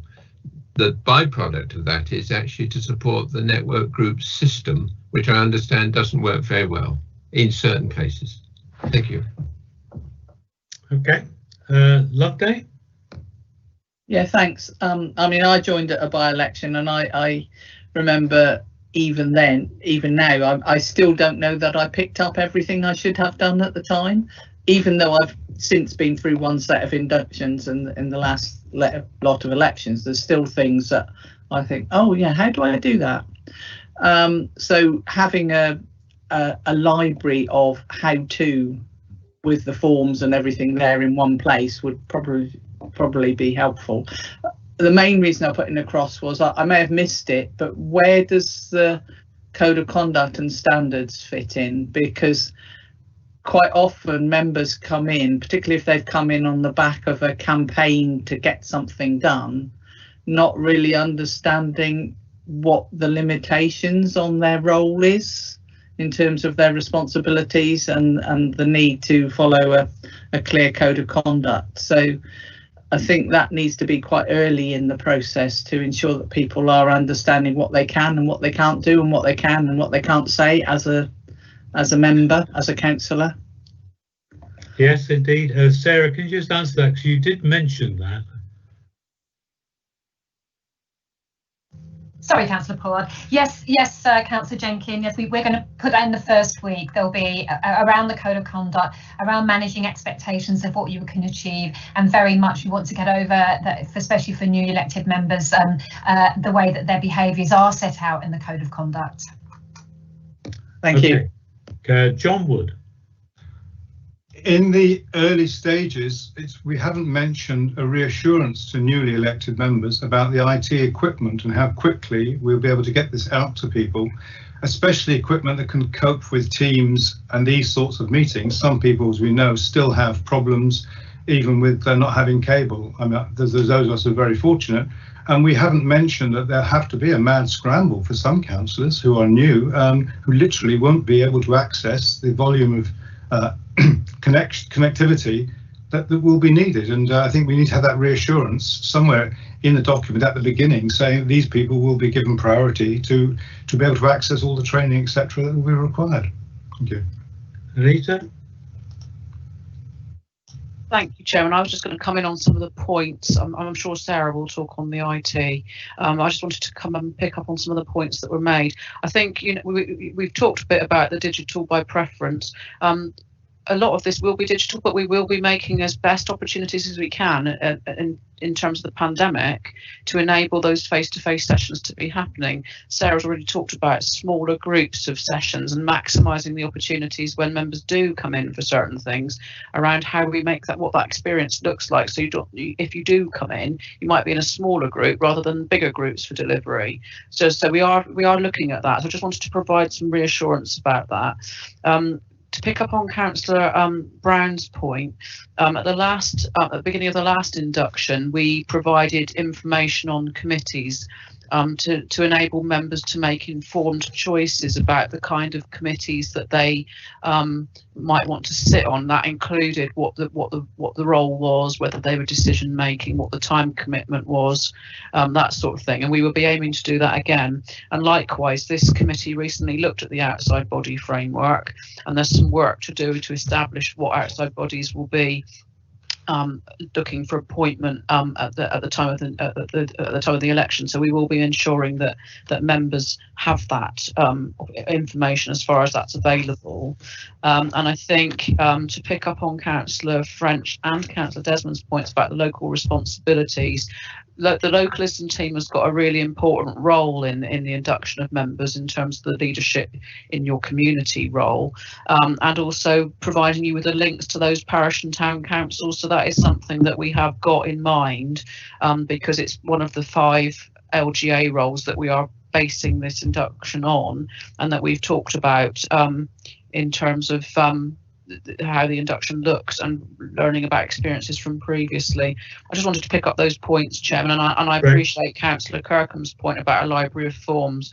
One of the things that we are looking at is what the intranet offer is for members and how they access that to enable some of the so it's an easy process to find out what you might need. That's something that we're in process of sorting out. Thanks, Chair. Thank you. Yeah, thank you very much, Sarah. Yes, just to add about the IT offer, I think Councillor Wood has quite eloquently explained the challenge that we're going to have following members' election. The count will be on the Friday, and as soon as we've got the names and addresses of the members confirmed, it'll be an almighty rush to make sure that we've contacted everyone, to make sure that we've checked what their connectivity is, and make sure that we've made it easy for them to collect a laptop. And we're looking at some creative solutions around that we're exploring with our IS colleagues. But just to say that is at the forefront. It would not be fair of us to do a digital by preference induction offer, but not ensure beforehand that everyone was able to connect into that offer. So that absolutely is a priority for us. Very good. There's lots of delicate balances here, aren't there? The balance between giving people at least a minute to take a breath and enjoy their success, and then inundating them with stuff. The balance of sure the things are repeated and supported throughout the term of office and so on. And for me, that balance between the fact you are a councillor for Cornwall as well as a councillor for your division. So lots of balancing acts. I've got Jane Pascoe next. And right on cue, the phone starts ringing. If you can hear me talk through that noise. I just wanted to pick up the point on page 25 where it's talking about that meetings should be perhaps scheduled in the afternoon, and I again wonder, from leading on from what I said before, whether that's something that shouldn't really be decided until we can understand who are the new councillors, because I think it could preclude people who do have to do younger councillors who do have to do school runs and that sort of thing, even though we're going to be doing it possibly virtually, they've still got to have other commitments in the afternoon. Yeah. And I thought it was a little bit, it would be a shame to set it in stone, because it may put people off becoming standing to be a councillor. Yeah, well, we'll come to that in a minute, I assume. So Anita, do you want to come in and then take us forward? I think Sarah was going to okay. Cover off the celebration aspect, which Councillor Thomas has referred to, and then we have got we did want to have a discussion on meeting times, given the previous conversation by this committee, but trying to establish a direction of travel, because we do need to have some sort of understanding about expectations, because we need to produce a diary basically. But if Sarah could cover the celebratory aspects first. Just so I don't forget, can I also say that Councillor Taylor, the leader of the Conservative group, has been trying to get hold of me the last couple of days, because I know she was concerned about the meeting times. I don't know if she's spoken to any of the Conservative colleagues on the meeting this morning. Chairman, I think Councillor Taylor is on the meeting call. Oh, is she? Oh, welcome, Linda. Thank goodness for that. And my apologies, because I didn't get back till very late last night, so I do apologise for not getting back to you. Okay, so now we go to Sarah. Thank you, Councillor Pollard. So just very quickly, I'll cover my next couple of slides. Just to say that we are going to support the induction programme with a guide.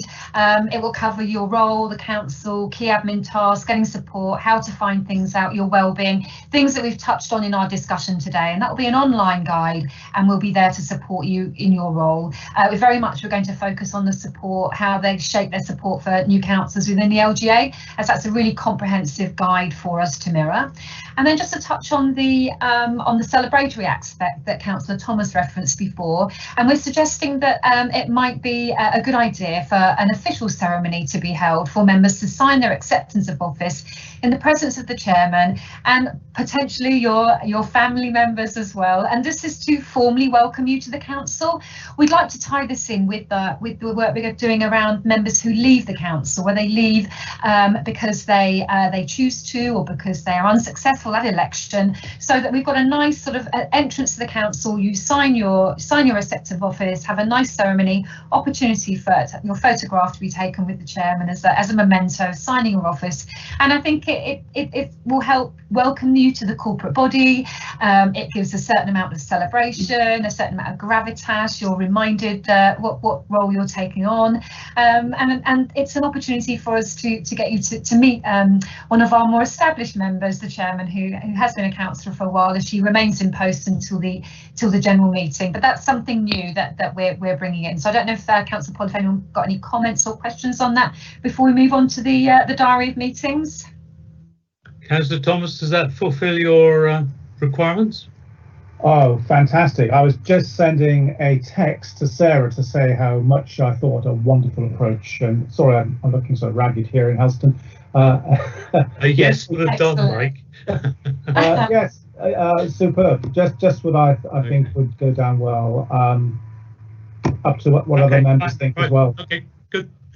Thank you. Right, on we go. Sarah.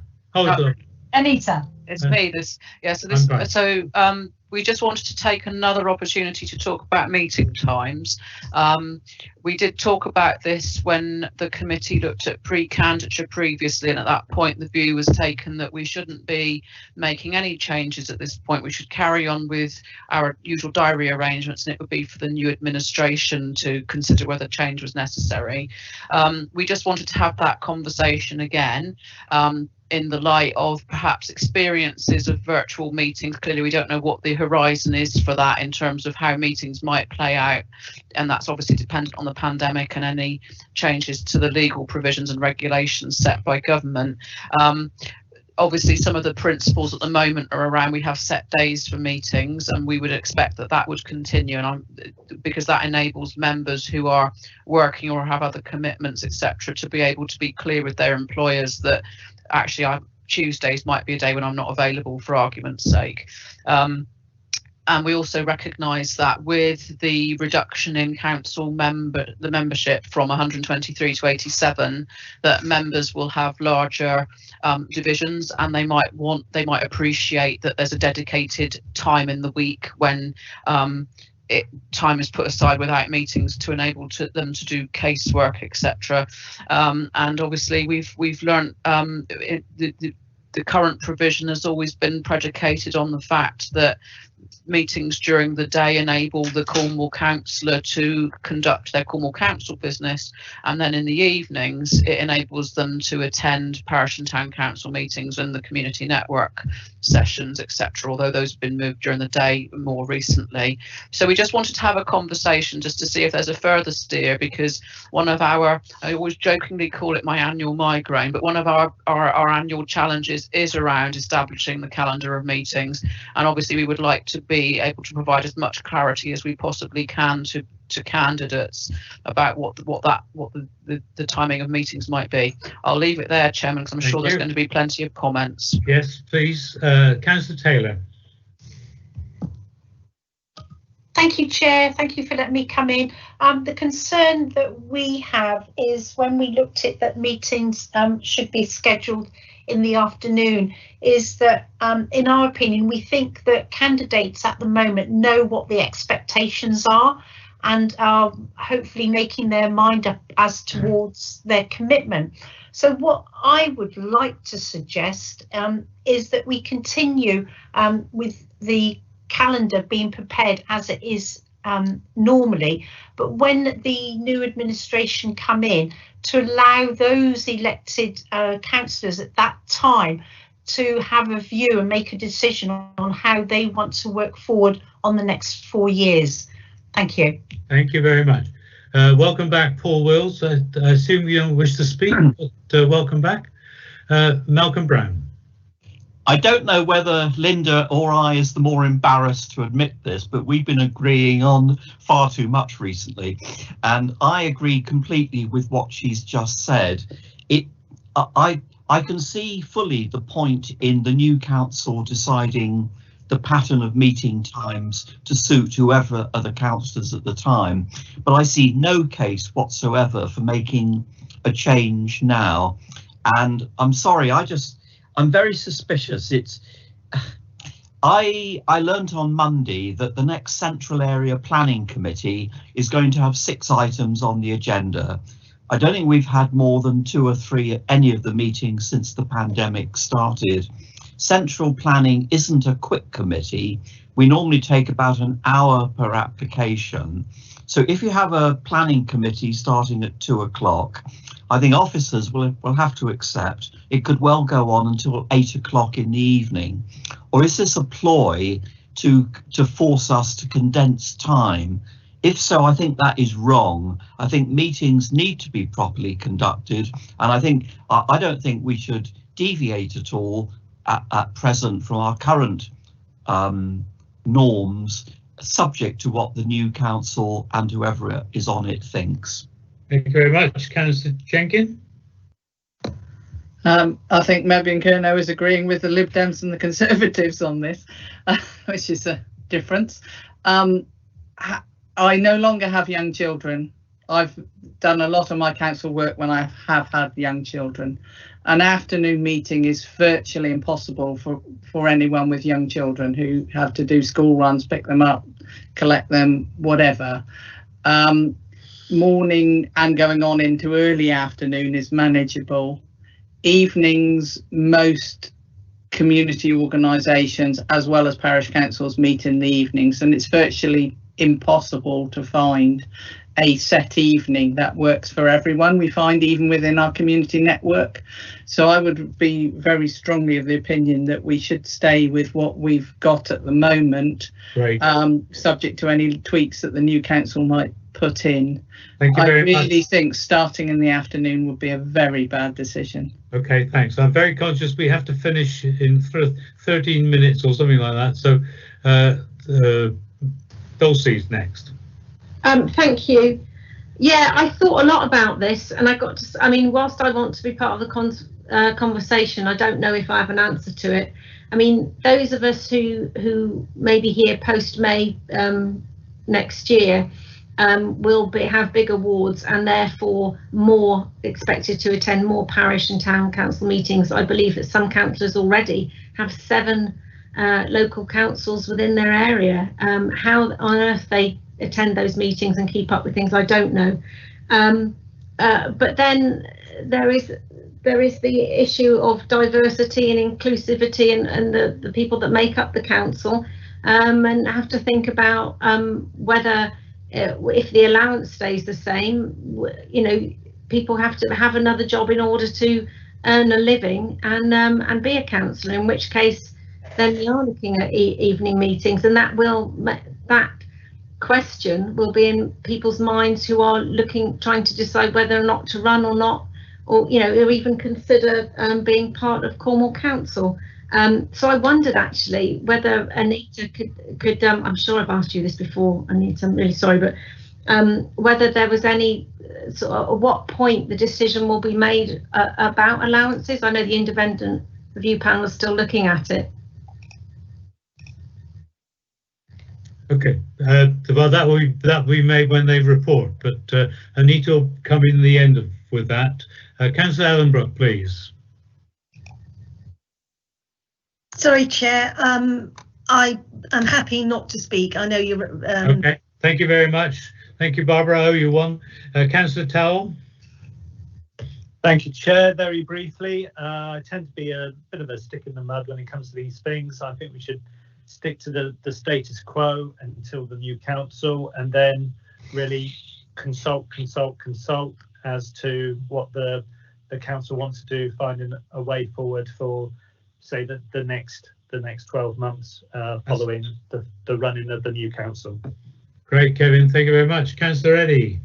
Thank you, Chairman. I agree with what's been said already. The only thing I would like nailed to the wall is possibly to schedule it on a set day a week. There's very little rhyme or rhythm in this job, and knowing that planning meets on the first Monday in every month allows me to plan.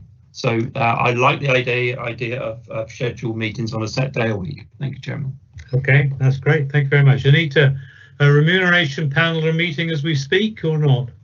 So we, as members may know, we've had to go through a recruitment process because one of the existing panel members resigned. So the monitoring officer and myself are conducting an interview process in the next few days with the hope of being able to confirm the third member. And as the timescale is planned, we would hope that the independent remuneration panel will be making recommendations to the January council meeting in terms of what the scheme of allowance, their recommended scheme of allowances for the council post-election. Okay, thank you very much. And members cannot apply, presumably. Okay, is there anything else you wanted to raise, Sarah and Anita, please? There was just one more slide, Councillor Pollard, and this is around the mutually supportive culture, and that has been touched on during all of the debate today, which has been really helpful, because we acknowledge that the benefit of members being able to learn from one another and to be able to pick the brains of the more experienced members is something of benefit. And one of the things that we will be planning as part of the early induction is some training to enable members to support one another through mentoring. We did do some training some months ago with a small group of members in terms of the skills that might be useful for them, and so we're planning to roll that out again. And just to say that we've learned a lot from both from the 4 years that we've had and more recently from the pandemic, about us being a lot clearer to members around the health and well-being support. Members may know that, well, I don't know if they do know, that we do have some officer well-being champions, and we are proposing that the officer well-being champion role is rolled out to support members as well, just in terms of availability of information and being that point of contact. So that we just wanted to point those out, and happy to take any comments on that particular aspect, Chairman. Thank you. Thank you very much. I think Paul Wills. Yes, Mr. Chairman, I was just going to say I'm more than happy to propose the committee accept recommendations 1 through to 5. Thank you very much. Is there a seconder for that? I'm happy to second that, Chairman. Thank you very much. That was David Eckersmith. Yeah. Okay, so any more comments on what Anita's just said about the support systems for councillors? We've tried many different systems in the past, and I think in my personal view is that in terms of digital meetings, it's more difficult, but they are, we're anxious to get something in place. Any other comments? Councillor Ellenbrook. Yes, sorry about this, Councillor Pollard.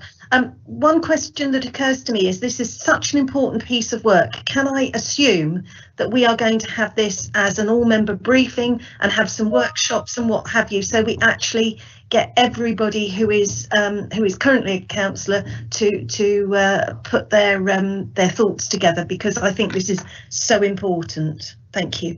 Well, we did that, of course, Barbara, at our day at Heartlands. Yeah, but that was a while ago, John. Yeah, but I don't think there's time to, well, I'll go to Anita. Further consultation, Anita? Yeah, so what the actual recommendations on the report is around how we keep members up to speed on this. So we've got that the chairman and vice chairman of this committee, obviously the constitution and governance is front and centre on member development, and we also plan to keep the group leaders updated because obviously they've got a key role, and we would hope that the group leaders can be the conduit between members and the groups. And there's absolutely no reason at all, what I can't see, why we can't do an all-member briefing at an appropriate time as things are progressed. And certainly that would be useful, Chair. Yeah, and certainly we can put out the draft programme for comment, can't we? Very easily. Okay, Barbara, thank you for that. I've got Malcolm Brown. Yeah, I only put my hand up because the proposal to approve the recommendations came out of the blue, and I think it does need to be qualified, and I'm hoping. Okay, go on then. Well, I think in paragraph 3 it needs to say the draft content for the modern Cornwall Councillor Guide be approved subject to feedback provided in this meeting. And I think on paragraph 4 it needs to be changed to that the feedback on the issues set out in paragraphs 2.5 and 2.6 provided in this meeting be used to further inform the approach to the member induction. I'm saying that mainly because, okay, I think the main point where we all ganged up and said the officers have got it wrong was this point about afternoon meetings. So I think we have to be totally, officers haven't come back and said, okay, we hold up our hands, we got that wrong, we're not pushing that anymore. So I think the minutes do need to make clear that the points that we've made throughout the meeting, which have been pretty consistent between everyone who's spoken, are going to be reflected in the way that this work is taken on. Fine. I'll come back to you on that in a minute. Thank you, Malcolm. Jane? Yeah, just very briefly, I just want to say that at the point we went to Heartlands, apart from having hypothermia, we actually, that was pre-COVID, so we're in a very different situation and have learnt to deal with this situation more virtually. So that really wasn't on the, in mind at the time. And also I think that it should go out somehow, maybe by members briefing, to get the views of the wider membership. Okay, well, as you know, group leaders were invited to this to represent that. I'm all in favour of the consultation, Jane. I'm just very conscious of time in the sense that we need to get this out with the pre-election pact to try to encourage people to stand. So there is a time element. Anita. Yeah, there's one further thing I wanted to say, Chairman. We've taken on board the need for an all-member briefing, and the other point to make is that we're shortly going to be running another version of the member survey, and we're looking at some of the member survey questions will have similar questions to that which were seen previously, but we will have some we'll taking on board this conversation. We'll put some questions in around member induction, so that'll be another opportunity for members to feed in, and we will be talking regularly to group leaders, so please use your group leaders as the conduit for feeding in issues around that, and obviously yourself and Councillor Eddy as chairman and vice chairman of this committee, because this is an iterative process. It's not set in tablets of stone. shown, we've got to continue to be flexible, and we're here to listen really, and this is about what members know and how it's shaped. So I'll just leave it there. Thanks, Chair. No, I think that's right. And that certainly, we can put something out on behalf of the committee, asking for comments back throughout the whole process, can't we?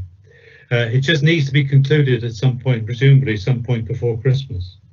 Okay, taking up Malcolm's point, I wonder whether the proposer and secretary would be happy if we added to the recommendations at the beginning a phrase such as taking the committee's comments into consideration. We recommend 1, the draft principles, 2, the draft member induction programme, and so on, so that we get the point that what the comments, the excellent comments we've had today, are taken into consideration. Would you be happy with that, Paul? More than happy with that, Mr. Chairman. Thank you very much. And I forget who seconded it. I did, Chairman. David? And yes, I'm happy. I assume that would be the case anyway. Okay, fine. And Malcolm, you happy with that?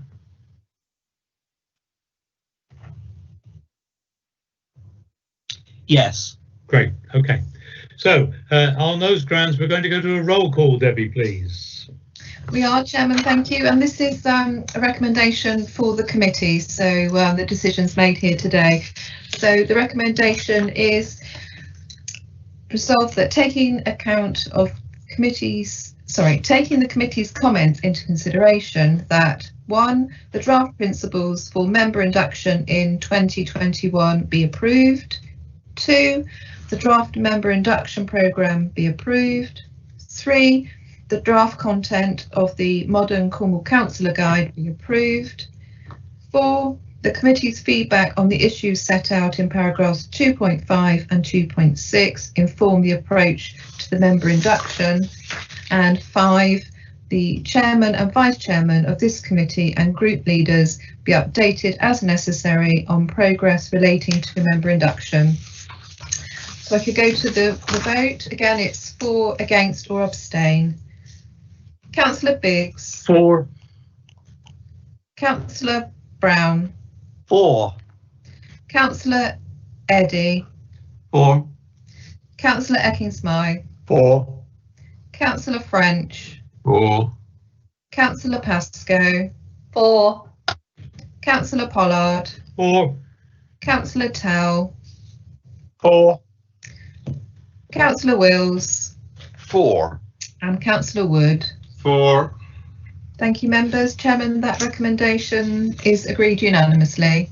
Thank you very much, everyone. Very useful debate discussions throughout the morning. My apologies, I didn't bring this in on time. Because we now have to go directly into the financial briefing on a different channel. But can I thank the officers and thank the members for their time and consideration, and over and out. Thank you, Chair.